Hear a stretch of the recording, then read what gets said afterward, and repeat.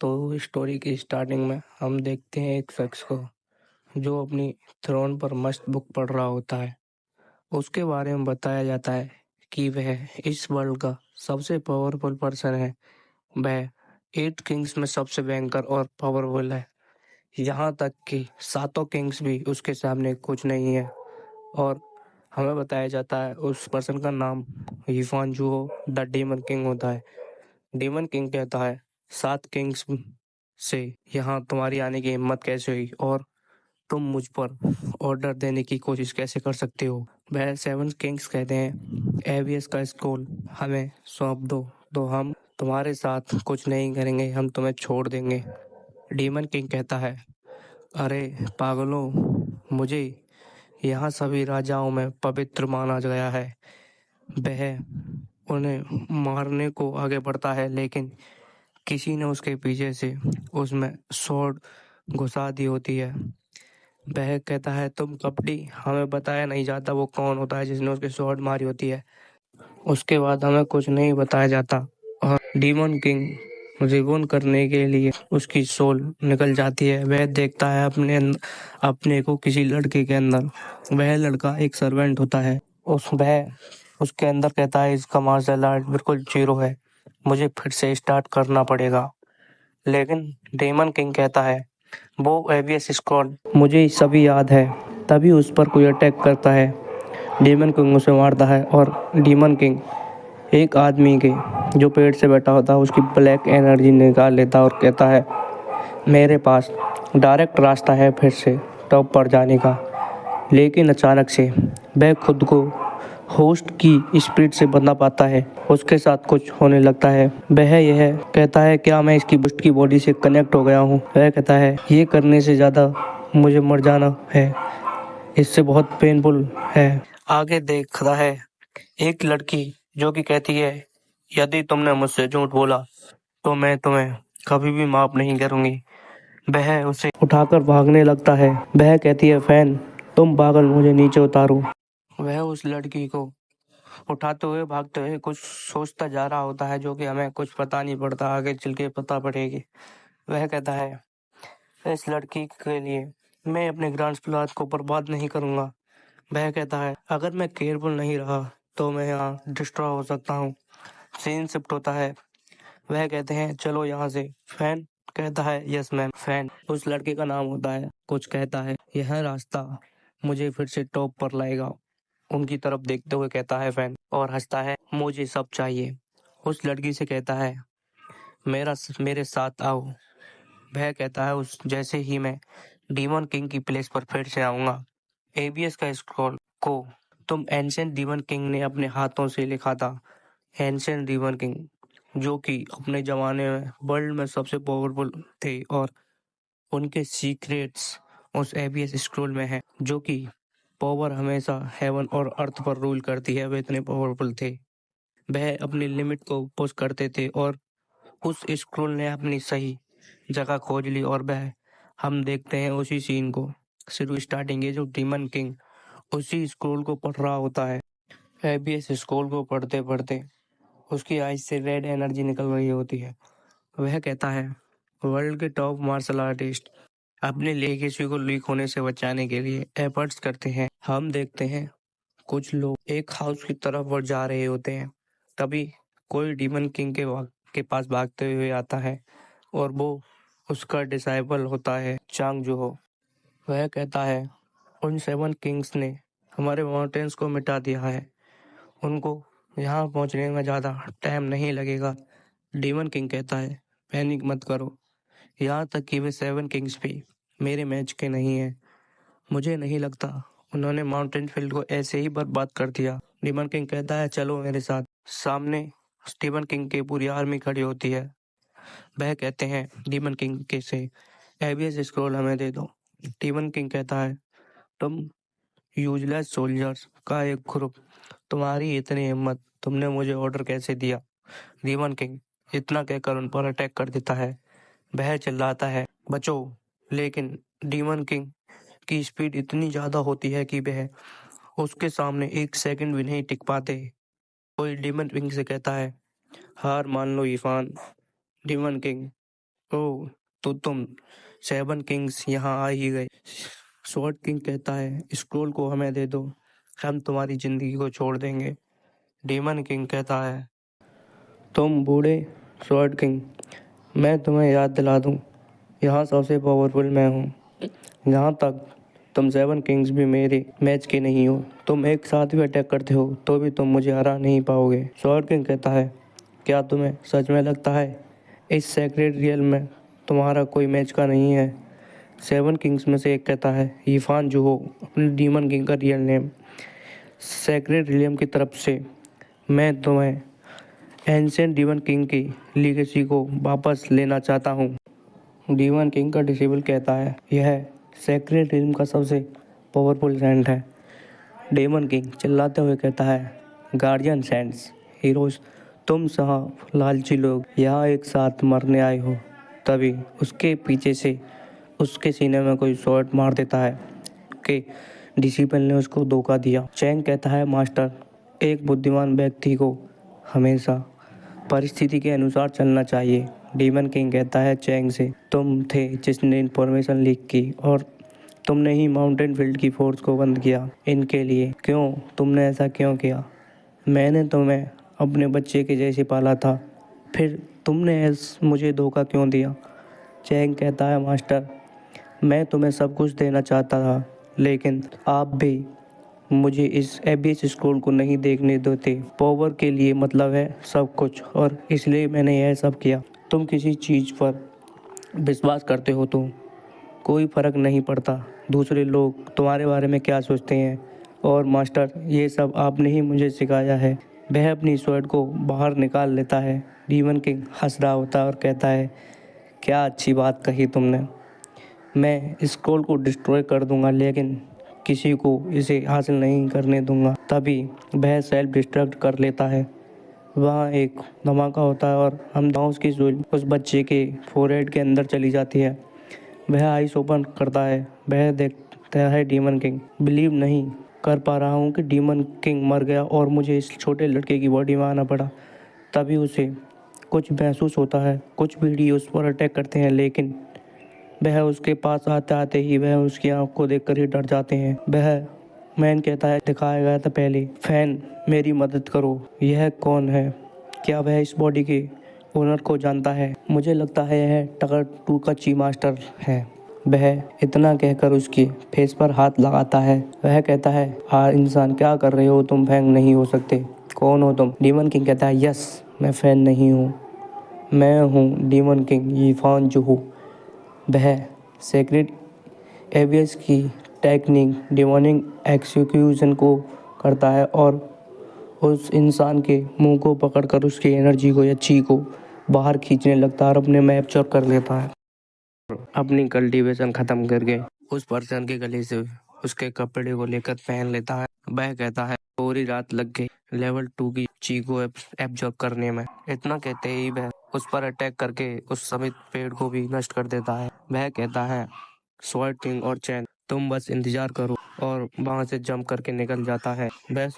जब वह जाते हुए सोचता है, सेक्रेट रियल में बहुत जल्द वापस आऊंगा और मैं तुम्हें खत्म कर दूंगा। यह बॉडी 0 से सीधा लेवल 5 पर प्रमोट हो गई है। मुझे ज्यादा टाइम नहीं लगेगा सेक्रेट रियल में वापस जाने को। वह वहां रुक कर कुछ देखता है, कुछ लोगों को जो कि 2 लोगों को घेरे हुए खड़े होते हैं। वह कहता है उन लोगों को से, जी सुन, तुम गद्दार, तुम यहाँ से चले जाओ। वह लुओ फैमिली का गार्ड कमांडर होता है जो जीसुन से कहता है, जीसुन कहता है, कमांडर फैंग, हम पिछले कुछ सालों से साथ काम कर रहे थे, तो तुम मेरे रास्ते में मत आओ और यहाँ से हट जाओ। वह लड़की कहती है, मिस्टर सन, रिवर्स ड्रैगन पाम टेक्निक हमारी जनरेशन में पास होती है और इसका कोई रास्ता नहीं है जो मैं तुम्हें इसे दे सकूं। इसको हेल में ले सकते हो। तभी वहाँ एक लिटिल बॉय कहता है, सिस्टर, मुझे मत रोको, मैं इस ट्रेटर को मार दूंगा। अपना डीमन किंग वहां से छुपकर उन्हें देख रहा होता है। वह सोचता है, कोई शक नहीं है, लुओ फैमिली मुसीबत में है। उसके घर में एक धोखेबाज है। ये बैंडिट्स और इस बॉडी में लुओ फैमिली के लिए कुछ मेमोरीज हैं। और क्या मुझे इस ह्यूमन वर्ल्ड में किसी की परवाह करनी चाहिए। वह वहां से निकल रहा होता है, तभी उसकी चेस्ट में पेन होता है और कहता है, मेरा हेड, ये क्या हो रहा है? क्या मेरी पावर अनस्टेबल है? यह फर्स्ट टाइम है डेमोनिक एक्सक्यूजन का यूज करके मेरी बॉडी इस हालात में है। क्या सब खत्म हो जाएगा? ये यूजलेस बॉडी मेरी पावर को हैंडल नहीं कर पा रही। फिर वह मेडिटेशन करता है और कहता है, एनर्जी, ब्रीथिंग और फ्लो और सर्कुलेशन, यहाँ तक कि मेरी नब्ज भी सब ठीक हैं। तो आखिरकार प्रॉब्लम क्या है?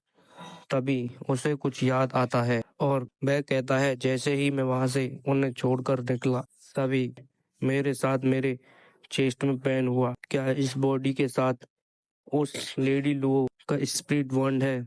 अगर मैं केयरफुल नहीं रहा होता तो मेरी बॉडी डिस्ट्रॉय हो सकती थी। मुझे इस बॉडी की मेमोरी को चेक करके पता लगाना होगा कि स्पिरिट बॉन्ड का सोर्स क्या है। तभी उसकी बॉडी में डीमन किंग देखता है लुओ फैमिली हाउस को, जहाँ कोई कहता है, तुम्हारे फादर लुओ फैमिली के लिए सेक्रीफाइस हो गए, तो हम तुम्हें ऐसे नहीं छोड़ सकते। हमारा घर आज से तुम्हारा घर है। तभी फैन के आगे एक लेडी खड़ी होकर कहती है, फैन को मत लेके जाओ, यह यहाँ हमारे साथ रहेगा। वह मैन कहता है, यह बस एक सर्वेंट है, आपके लिए इसे नहीं, आप इसे नहीं बचाना, आपको इसे नहीं बचाना चाहिए। Lady Luo. फैन कहता है, गार्ड फैंग, क्या आप मुझे कुछ मार्शल आर्ट सिखा सकते हैं जिससे मैं लुओ फैमिली और लेडी लुओ को प्रोटेक्ट कर सकूं? गार्ड फैंग कहता है, तुम अभी काफी छोटे हो गार्ड बनने के लिए, मैं तुम्हें कुछ बेसिक फंडामेंटल सिखा दूंगा। फैंग, मैं मन से ट्रेनिंग करूंगा। फैन कहता है, और लेडी लुओ और उसकी फैमिली को प्रोटेक्ट करूंगा। सीन शिफ्ट होता है जहां हमें चारों तरफ दिखाया जाता है आग लगी होती है, लोग चिल्ला रहे होते हैं, भागो, बैंडिट्स बैंडिट्स हम पर अटैक कर रहे हैं। कोई कहता है, यंग मास्टर को प्रोटेक्ट करो। कोई कहता है, ओल्ड मैन लोग अब नहीं रहे, वो मारे जा चुके हैं। कुछ समय बाद बैंडिट्स ने सब तबाह कर दिया होता है। फैन लेडी लुओ के हाथों में अपनी आखिरी सांस ले रहा होता है। आप यंग मास्टर को लो और यहाँ से निकल जाओ, मुझे माफ़ कर देना, मैं बहुत वीक था, मैं आपको प्रोटेक्ट नहीं कर पाया। तभी प्रेजेंट में डीमन किंग गुस्से में सोचता है, ये फैंग अपने आखिरी टाइम में लेडी लू और उसकी फैमिली को प्रोटेक्ट करना चाहता था, जिससे इसका शरीर स्पिरिट से कनेक्ट हो गया। अगर मैं यहाँ से जाना चाहूँ तो यह बॉडी अपने आप को डिस्ट्रॉय कर लेगी। इसका मतलब क्या मैं हमेशा के लिए सर्वेंट बनकर रहूँगा? यह मेरे लिए मरने से ज़्यादा पेनफुल है। आखिरकार मैं एक डीमन किंग हूँ, मैं एक ह्यूमन फैमिली के नीचे कैसे रह सकता हूँ? गुस्से से वह एक ट्री पर पंच करता है जहाँ कुछ लोग होते हैं और अपना फैंग रेडी होता है बैंडिट के पास जाने को। तभी बैंडिट कहते हैं, देखो वहाँ कौन है? लेडी लू कहती हैं, क्या यह कैवलरी है? कमांडर फैंग कहता है, नहीं, वह इतनी जल्दी नहीं आ सकते। तभी वहाँ अपना डीमन किंग एंट्री लेता है और कहता है, लेडी लो, यहाँ एक स्पिरिट टायर टेक्निक है, उन्हें यह दे दो, मैं तुम्हें बाद में एक टेक्निक दे दूंगा। लेडी लो कहती हैं, फैन, क्या तुम जिंदा हो? अगर हो तो यहाँ क्यों आई? फैन कहता है, मैं बस लकी था। वह सोचता है, सब बैंडिट्स बेसिक टायर 6 पर हैं और ये मैनेजर टायर 7 से ऊपर है। जीसन, जो उनका मैनेजर था, बैंडिट्स का लीडर, वह कहता है, तुम छोटे लड़के ज़्यादा नहीं बोल रहे, तुम 15 साल के लड़के, तुम्हारे पास क्या ही होगा? और ये मैनेजर 6 से ऊपर का होता है। फैन, मेरी करंट पावर के हिसाब से मैं इनसे लड़ नहीं सकता, अगर मैं लड़ा तो मैं मारा जाऊंगा। कमांडर फैंग कहता है, लगता है इसका कुछ स्क्रू ढीला हो गया है। फैंग कहता है, शायद ये पागल हो गया है। यंग मास्टर कहता है हमें यहाँ से निकलने के बाद यहाँ इसे डॉक्टर के पास दिखाना चाहिए। तभी फैन कहता है यहाँ से निकलने का कोई रास्ता नहीं है, तो ब्रदर इतना स्ट्रगल क्यों करना, मुझे एक रास्ता पता है यहाँ से निकलने का। लेडी लू कहती हैं फैन ऐसी नॉनसेंस बातें बंद करो और हमारे पास आओ। मैनेजर हंसते हुए कहता है लेडी लू आप बहुत काइंड हैं और तुम्हारा भाई भी इस सर्वेंट के लिए कुछ ज़्यादा काइंड है। लेडी लू कहती है मैनेजर ये टेक्निक मैं तुम्हें नहीं दूंगी, चाहे तुम हमको 1 बाय 1 मार क्यों ना दो। मैनेजर हंसते हुए कहता है ठीक है मोटो जाओ और इन्हें मार दो। फैन कहता है ये मोटा बेसिक लेवल 7 पर है, मैं इसे आसानी से मार सकता हूँ। वह फैन पर जैसे ही अटैक करता है, फैन यानी अपना डीमन किंग स्माइल करते उसके हाथ पर अटैक कर कर उसकी स्वॉर्ड को हवा में उछालकर उसे पकड़ लेता है और एक ही स्लैश में उसके 2 टुकड़े कर देता है। वह सभी उस बैंडेड्स की ऐसी हालत देखकर शौक हो रहे होते हैं। तभी अपना फैन कहता है यही चांस है यहाँ से निकलने का। वह लेडी लू और यंग मास्टर को पकड़ता है और कमांडर के साइड से निकल जाता है। कमांडर पैंग उन्हें देखता है और अपने लोगों से कहता है उन्हें इन बैंडेड्स को यहाँ से जाने से रोको। वे सभी उन बैंडेड्स से फाइट कर रहे होते हैं। वह हमें दिखाया जाता है फैन को जो उन्हें लेके जा रहा होता है। वह कहता है अगर मैं पकड़ा गया तो मैं पक्का मारा जाऊंगा। कुछ समय बाद दिन निकल आया होता है। वे कहते हैं उतारो हमें। लेडी लू कहती है हम उन्हें ऐसे पीछे नहीं छोड़ सकते, वापस चलो। यंग मास्टर कहता है तुम फैन जो हो, तुम सर्वेंट, मुझे और मेरी सिस्टर को जाने दो। फैन कहता है और उन्हें एक ट्री के पास उतार देता है। लेडी लू कहती है हमें वापस जाना होगा। फैन कहता है तुम वहाँ वापस जाके क्या कर लोगी, उन बैंडिट्स को हरा सकती हो क्या। फैन कहता है चलो मेरे साथ, वह एनिमी हमारे पीछे हैं, हमारे पास ज़्यादा टाइम नहीं है आर्गू करने का। यंग मास्टर कहता है तुम बैड सर्वेंट्स, तुम ऐसे बात कैसे कर सकते हो अपने मास्टर से। फैन कहता है तुम छोटे बदमाश, क्या तुम पिटना चाहते हो। यंग मास्टर तुम्हारी इतनी हिम्मत नहीं है। तभी हमें एक फ्लोवर को दिखाया जाता है। वह यंग मास्टर फैन के फेस को देख कर डर रहा होता है, शायद फैन ने उसे ये खिला दिया वो होता है। लेडी लू कहती है फैन तुम अपनी लाइन को क्रॉस कर रहे हो। फैन कहता है ये कुछ समय के लिए है और अगर हम यहाँ से नहीं गए तो वे इस लड़के को मार देंगे। वह कहती है तुम यहाँ छिपने के लिए कोई जगह जानते हो। यहाँ लेडी लू सोचती है यहाँ सभी खेत हैं और यहाँ बेस्ट में एक मिस्टी फॉरेस्ट है जहाँ माउंटेन में बैंडिट्स भी खो सकते हैं। फैन कहता है ठीक है हम वहीं जाएंगे, अपने ब्रोदर को लो और मुझे फॉलो करो। लेडी लू सोचती है एक बार हमें यहाँ से निकल जाने दो, तुम बस वेट करो फैन मेरा। हम एक माउंटेन को देखते हैं जहाँ जो कि मिस्टी फॉरेस्ट होता है और वे तीनों खड़े उसी माउंटेन को देख रहे होते हैं। लेडी लू माउंटेन को देखकर कहती हैं मेरे फादर ने एक बार मुझे बताया था कि ब्लैक माउंटेन के बारे में। इस माउंटेन के लीडर के पास उतनी ही पावर है जितनी कि हमारे लू फैमिली के पास है, लेकिन दशकों से हमारी फैमिली के साथ ऐसा नहीं हुआ। मुझे समझ नहीं आ रहा ये अचानक से बैंडिट्स ने हमारी फैमिली पर अटैक क्यों कर दिया। फैन हंसते हुए कहता है क्या अच्छी बात है। लेडी लू कहती है फैन यंग मास्टर को यहाँ से लो और चले जाओ, तब तक मैं डाकुओं को रोकती हूँ।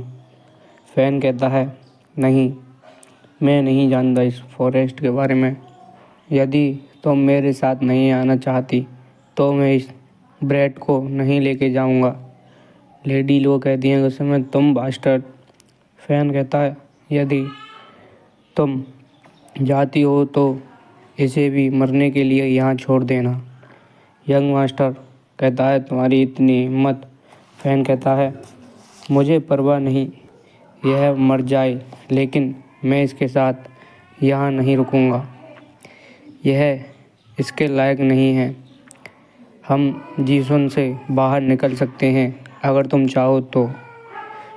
यंग मास्टर और लेडी लू चिल्लाकर कहते हैं फैन तुम पागल हो गई हो, तुम ऐसा कैसे कर सकते हो।